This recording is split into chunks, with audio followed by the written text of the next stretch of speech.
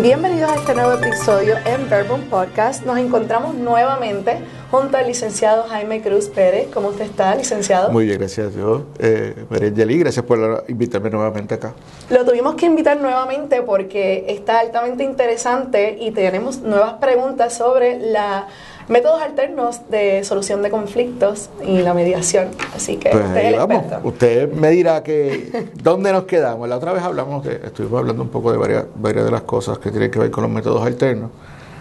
Pero sí, es como mencionas, o sea, hay muchas dudas, más por el desconocimiento que hay sobre los métodos alternos, incluso hasta el miedo que nosotros hemos visto que la gente tiene en todos los niveles, no solamente en los ciudadanos de a pie, sino incluso en los mismos abogados, jueces, fiscales, que tienen muchas dudas y es por falta de conocimiento sobre ese particular. Bueno, y aquí tenemos al experto en la mediación y arbitraje, así que Verbum les va a traer esa respuesta. Y la primera pregunta que hasta a mí me surgió, ¿verdad?, como colega que desconozco, es la diferencia entre mediación, arbitraje y evaluación neutral del caso. Bueno, esos son tres de los mecanismos alternativos para la solución de conflictos que más se conocen. Cada uno tiene su particularidad. En el caso del arbitraje, igual que la evaluación neutral de casos, hay un tercero neutral imparcial que en el caso del arbitraje va a emitir una solución al conflicto, como si fuera un juez. Lo que pasa es que es más informar el proceso, más fácil de llevar, para que la gente pueda participar en el mismo y presentar su evidencia, ¿verdad? Se le presenta la evidencia al árbitro y ese árbitro, evaluando la totalidad de la evidencia, que puede ser verbal, escrita, por video, igual que en un tribunal, pero con la flexibilidad de que no aplican las reglas de evidencia per se. Y ese árbitro emite una resolución final que se le conoce como laudo. Normalmente, bajo las reglas en Puerto Rico, bajo las reglas del negociado, ese laudo puede ser o no vinculante. Entiéndase que ata a las personas. Yo soy de la escuela que entiende que si una persona se somete al arbitraje, lo que resuelve el árbitro debe ser vinculante para las partes, pero va a depender de lo que las partes hayan acordado previamente en un contrato. Vale. ¿Verdad? En el caso de la evaluación neutral de casos, es parecido al arbitraje, solo que el evaluador neutral lo que emite es una opinión de lo que le están presentando. Tipo opinión consultiva. Algo parecido, exacto. Sí. Pero él va a emitir como neutral imparcial, va a evaluar esa evidencia que recibe y a base de lo que vio en esa evidencia y del peso que le pudo haber dado a cualquiera de a los participantes de la evidencia, emite una opinión. En el caso de la evaluación neutral, esa opinión puede ser o no vinculante. Okay. Muchos de estos casos se ven en violaciones de convenios, en violaciones de contratos o en casos de impericia médica o de impericia profesional, donde a veces el que se siente afectado por el proceso piensa que tiene el mejor de los casos y la parte que a quien le achacan o le acusan de que no cumplió con su responsabilidad entiende que cumplió. Cuando ven la opinión del evaluador neutral, el evaluador le puede decir al médico o al ingeniero o al especialista, mira, si te equivocaste, o le puede decir al que supuestamente recibió el daño, oye, hicieron todo lo posible, pero tu paciente se tenía que morir, ¿verdad? No tienes caso, evítate litigar, que te va a costar. Correcto. Así que es un método más preventivo. Más preventivo que otra cosa. Ok, parece súper. Igual de efectivo. De hecho, en países de Centro y Sudamérica, como en Colombia, ese mecanismo alternativo no existe. Y les llama mucho la atención porque entienden que puede ser un mecanismo que puedan implementar dentro de su legislación. Así que, ¿y ese mecanismo en Puerto Rico se está utilizando? Mira, se utiliza muy poco. Se utiliza muy poco, a pesar de lo bueno que puede ser para evitar. Esa herramienta parece espectacular, correcto, realmente, para un país problemas tan litigioso como este. Eso es así, eso es algo que tratamos de verdad, y con este podcast, la oportunidad que ustedes nos dan de llevar esa información a la gente para que la gente sepa que pueden tener esa alternativa también disponible. Ahora bien, en el caso de la mediación, el mediador o mediadora es un tercero neutral imparcial, pero esta vez en vez de resolver, de presentar o emitir una determinación final o una opinión, lo que hace es que asiste a las partes o a los participantes a llegar a un posible acuerdo que sea mutuamente satisfactorio. Hay personas que piensan que todos tienen que salir ganando el win-win, que es lo ideal. Pero de ordinario, cada cual tiene que ceder un poco para llegar a ese acuerdo que permita seguir hacia adelante con sus vidas. De igual manera, ese mecanismo se utiliza mucho, y te voy a dar el ejemplo, y se lo había mencionado a José Rico la otra vez. En Colombia, ahora mismo están habiendo unos procesos de mediación y de conciliación entre la guerrilla con el pueblo. Todo el mundo sabe las guerras que hubo con la FARC y otras organizaciones paramilitares y lo mucho que sufrió el pueblo. Pues, ¿qué están haciendo? Se han sentado en una mesa ambas partes y han comenzado un proceso de paz. Sí, que duele, que le duele al pueblo, le duele a todo el mundo, pero se han dado cuenta de que mediando y conciliando pueden alcanzar unos acuerdos para restablecer la paz en el país. Y esa es una de las ventajas más grandes que hay en el proceso de mediación. De igual manera, este tercero, neutral e imparcial, los asiste. Y la realidad es que no siempre se llegan a acuerdos, pero si el mediador logra transformar los conflictos, porque a lo mejor las partes que están allí no tienen las herramientas todavía para poderlo resolver, pero puede ser un paso inicial para que en un futuro más cercano que lejano puedan resolver sus controversias. Me parece excelente, licenciado. Ahora te pregunto, ¿cómo creamos estos mediadores o árbitros? ¿Qué es necesario? Si acaso una certificación, unos cursos, una cantidad de horas para crear y promover a que existan más personas preparadas para solucionar y tratar de mediar. Muy bien. Aquí en Puerto Rico, Estados Unidos, se requiere que se cojan al menos unos cursos donde la gente tiene, ¿verdad?, aprende a manejar los asuntos en el concepto de lo que son las mediaciones, el arbitraje, la evaluación neutral. Ahora bien, existe en Puerto Rico el negociado de solución de conflictos, negociado para el manejo de solución de conflictos, que está adscrito al Tribunal Supremo. Okay. Ellos tienen un reglamento que fue aprobado en el 98, luego enmendado en el 2005 y es el que está vigente ahora, que permite e indica cuáles son los requisitos para certificarse dentro de la rama judicial o el Poder Judicial, como se llama recientemente. Dentro de ese reglamento establece lo siguiente para el caso de mediación: coger 90 horas contacto de entrenamiento, que se divide de esta manera: 60 en la parte teórica, 60 horas contacto en la parte teórica, 6 horas de terminología legal y jurídica, 18 horas prácticas y 6 horas de violencia doméstica. Sumamos todo eso, da un total de 90 horas.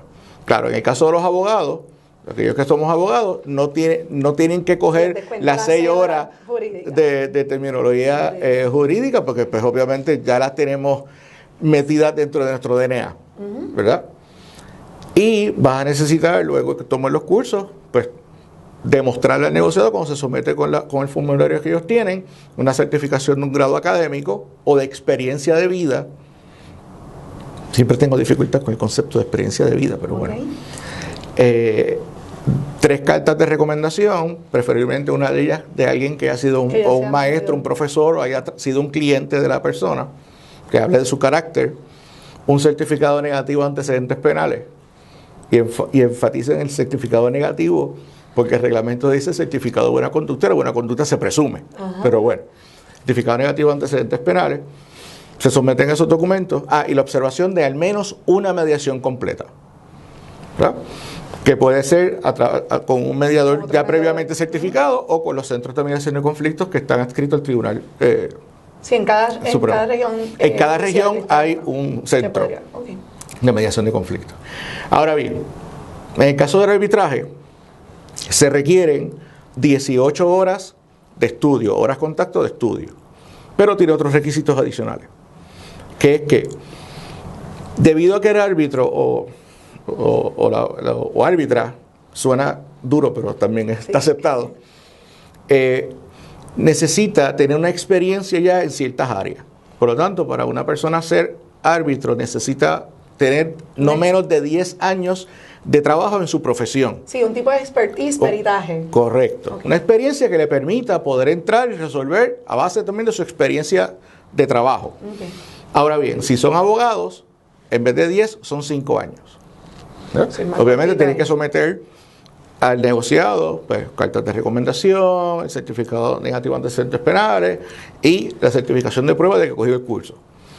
En caso de los evaluadores neutrales también pasa igual. Tiene que coger 18 horas contacto de entrenamiento, pero a diferencia del árbitro, acá se va a requerir 15 años en la profesión y si es abogado, 10. ¿Por qué esa cantidad de años? Bueno, porque se parte de la premisa que si alguien va a emitir una opinión sobre lo que está pasando y lo que está viendo, esa persona debe tener por lo menos una cantidad de años en la profesión que ejerce para que tenga esa capacidad de poder analizar las controversias que puedan surgir y emitir una opinión debidamente fundamentada. Claro, y que al final del día, como estábamos diciendo, dependiendo de lo que digan los participantes, los clientes, pues va a ser o no vinculante. Así Correcto. que tiene que ser una opinión bastante fundamentada. Eso es así y a veces uno piensa que no, cuando uno es joven, uno piensa que la experiencia de vida no es tan necesaria porque uno las tiene que ir tomando y adquiriendo mientras camina. Sí, eso es muy cierto. Pero ahora cuando uno empieza a madurar en la vida se da cuenta de que sí, esa experiencia que uno va adquiriendo durante los años es fundamental. Sí. Y lo que es en arbitraje y evaluación neutral de casos, esa experiencia hace la diferencia. Hablando sobre el negociado, que lo ha mencionado varias veces, que hay que obviamente entregarle y es quien te daría como que el visto bueno para poder trabajar como mediador o árbitro. Le pregunto, ¿cuál es la función de ellos como tal en la institución del negociado? Mira, el negociado, y realmente el negociado emite unas certificaciones para que el Poder Judicial te refiera a casos, porque para ser árbitro, o neutral o mediador, no necesariamente tienes que tener las certificaciones, ¿verdad? Claro. Hacemos esa aclaración. Ahora bien, el negociado se creó por la ley 19 de 1983, si mi memoria no falla, se creó. Se le dio al Poder Judicial la facultad para crear los centros para el manejo de conflictos. Y se empezaron a crear los centros de manejo de conflictos en los tribunales, más enfatizados en la mediación. Pero ahora mismo, cada centro judicial tiene un centro de mediación. San Juan tiene tres o cuatro mediadores, Mayagüez tiene 2. Y dependiendo de la región judicial, la cantidad de personas que estén en la región judicial, pues lo grande que puedan ser es la cantidad de mediadores que tienen, ¿verdad? Y obviamente las limitaciones de presupuesto que tiene la rama judicial o el Poder Judicial. Ahora bien, ellos son los encargados de administrar y les responden por dentro del organigrama de tribunales, les responden a las oficinas del juez presidente, ¿verdad? Y la idea es que se creen estos foros, estos espacios para que la gente pueda ir, ya sea porque entraron caminando, o sea, lo que le llaman los walk-ins, ajá, o porque ven referido de un caso en el tribunal. Si llegaron a un caso, sello de daño o una interpretación de contrato y el juez entiende que es posible que eso se beneficien del proceso de mediación, los envían al Centro de Mediación de Conflictos o CMC, como se le llama la forma abreviada. Y el negociado se encarga de mantener un orden sobre ese particular, mantener las reglas que deben aplicarse dentro de los casos que se ven en la rama judicial o en el Poder Judicial y certificar a las personas que se entrenen y a las personas que quieran dar cursos, que quieran convertirse en proveedores de servicios educativos de mediación, arbitraje o evaluación neutral de casos. Ok, vale, sí que ellos se están encargando básicamente de ser ese ente facultado por ley, ¿verdad? De trabajar directamente con el Tribunal Supremo para esos fondos y a referir entonces a los mediadores que con ellos están certificados para los casos que estaban viéndose vía judicial. Correcto. O que interesan. Okay. Algo que sí, y siempre me ha llamado la atención, y lo digo desde mi punto de vista, ¿verdad? De mi carácter personal, es lo siguiente: solamente en los centros de mediación de conflictos se ven mediaciones. Uh-huh. El reglamento habla de los 3 métodos que hablamos al principio: mediación, arbitraje, evaluación neutral de casos. Lo cierto es que la rama judicial no tiene árbitros y no tiene evaluadores neutrales. ¿Qué pasa si alguien llega allí y pregunta? Ellos van a ir al listado de proveedores certificados, de mediadores, árbitros, evaluadores neutrales, y de ahí las partes pueden escoger quiénes son los que están y comunicarse con ellos. Pero lamentablemente, debo entender que es una cuestión de presupuesto, no tienen árbitros o evaluadores neutrales que puedan incluso asistir a los tribunales a resolver muchas controversias que se pueden resolver utilizando un arbitraje o evaluación neutral de casos. Sí, y bueno, pues ahí entonces estamos viendo realmente cómo están utilizando, que me mencionan cada centro judicial existe la sala, ¿verdad?, de mediación. O sea, lo están utilizando más para mediación, pero no hay nada que impida en ley que se puedan utilizar cualquiera de los otros dos métodos. No, o que puedan ampliar los servicios para incluir arbitraje o evaluación neutral de casos. ¿Realmente sientes que se están moviendo esas oficinas y...? Mira, te tengo que decir que si lo comparo por años, los últimos 2 o 3 años ha habido una merma de la utilización de los servicios de mediación de conflictos. Puede atribuirse a la situación de la pandemia, que en los últimos años pues, ha minimizado que la gente pueda acceder a los tribunales. Pero desde el punto de vista de lo que nosotros hacemos en la Clínica de Asistencia Legal de la Pontificia Universidad Católica, de la Escuela de Derecho, de nuestra escuela, nosotros tenemos un servicio de mediación de ejecuciones de hipoteca a raíz de la Ley 184 del 2012, que precisamente establece un mecanismo compulsorio de mediación. Y eso es un poco irónico el asunto de la compulsoriedad del proceso de ir a mediación, porque la mediación es voluntaria. No obstante, lo que trae esa ley es que la oportunidad de que obliga a la gente a sentarse a la banca y al deudor para que puedan dialogar. Ahí ha habido un aumento por la necesidad y la cantidad de casos de ejecuciones de hipotecas que se están presentando en los últimos 5 o 6 años, que ha ido en una elevación exponencial. Claro, la situación financiera de los Puerto Rico la realidad, se ha visto muy afectada y ha provocado esas situaciones, el abandono de Puerto Rico, de mucha gente se van, dejan sus casas, situaciones fuera de control, muchas veces relacionadas a las cuestiones financieras. Pero sí hay una gran necesidad de esto. Muchos casos que nosotros vemos en la clínica y que llegan a los tribunales son casos que cuando uno los analiza fueron casos que pudieron haberse resuelto por mediación, pudieron haberse resuelto por arbitraje, pudieron haberse resuelto por evaluación neutral de casos. Y como no se conoce eso, pues no está llegando la necesidad o que se pueda utilizar de mejor manera esos mecanismos. Si comparamos con otros países, nosotros en un principio, desde el 83 para acá, en esos primeros 10 años, 5 o 10 años, Puerto Rico fue a Centro Suramérica a enseñar sobre los procesos de métodos alternos y nos estancamos. Ahora mismo en Colombia, por ejemplo, tú no puedes, para muchas cosas, no accesas a los tribunales si no has ido primero a métodos alternos, ¿verdad? Y eso es lo que permite que muchas controversias que pueden resolverse, que no son tan complicadas, y cuando digo que no sean complicadas no es que no sean importantes, pero son menos complicadas, puedan resolverse en mediación y solamente subir a los tribunales aquellas controversias que requieran un malletazo de un juez. Claro, hay otras situaciones, tú no puedes mediar un asesinato, no puedes mediar, o no puedes arbitrar un asesinato, no puedes mediar un divorcio. ¿Ves? Sí. Que eso le corresponde a un juez. Una apropiación ilegal agravada, digamos, claro que se puede... Se pudiese mediar o llegar a un acuerdo. Sí. ¿Ves? Aquí en Puerto Rico solamente los casos menos graves se pueden mediar. Y si fuera un grave de ese tipo, ¿usted entiende que un juez y a un fiscal se le puede convencer para que lo lleven a mediación? Para que lo lleven a mediación, claro que sí. Yo he trabajado en muchos casos de daño bajo lo criminal, que en Puerto Rico el daño, la diferencia de grave y menos grave es 1 centavo. Claro. Literalmente 1 centavo.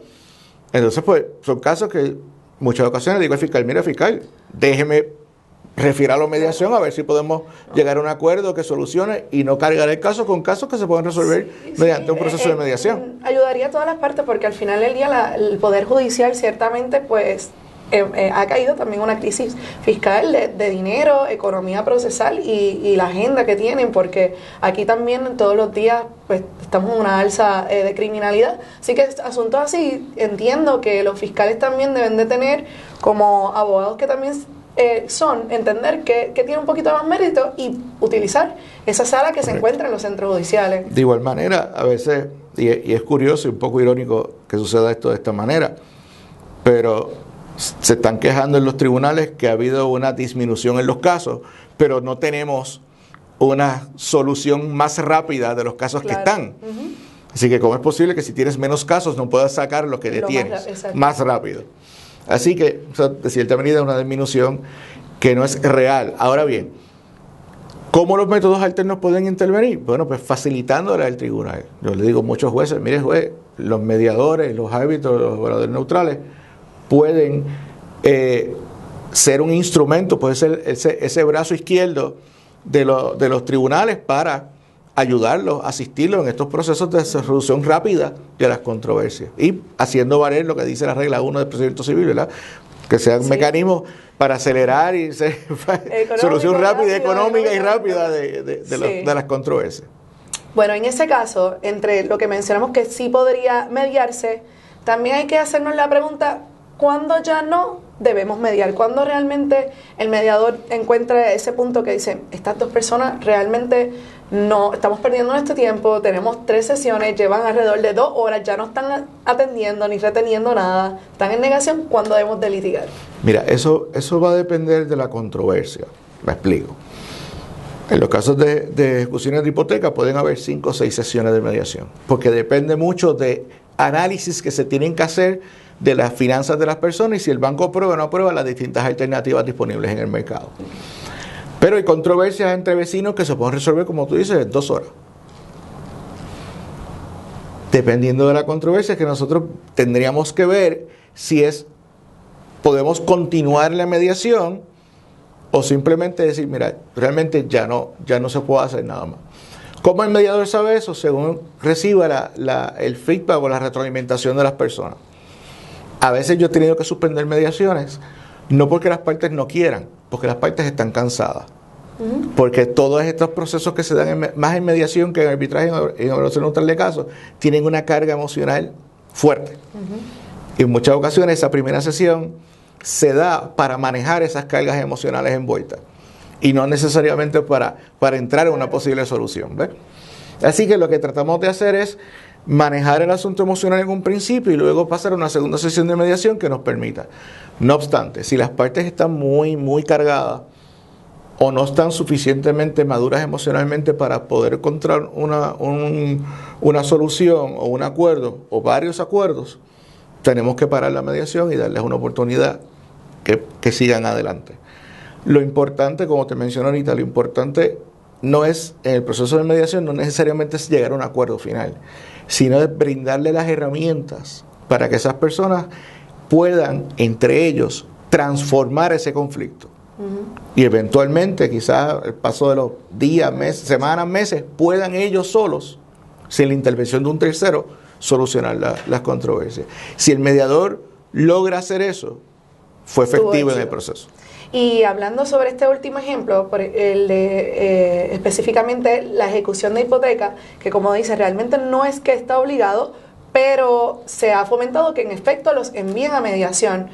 Y las personas pensarían, el deudor es el único que se beneficia, pero realmente el acreedor, el banco se beneficia y de igual forma, porque podría estar adquiriendo, ¿verdad?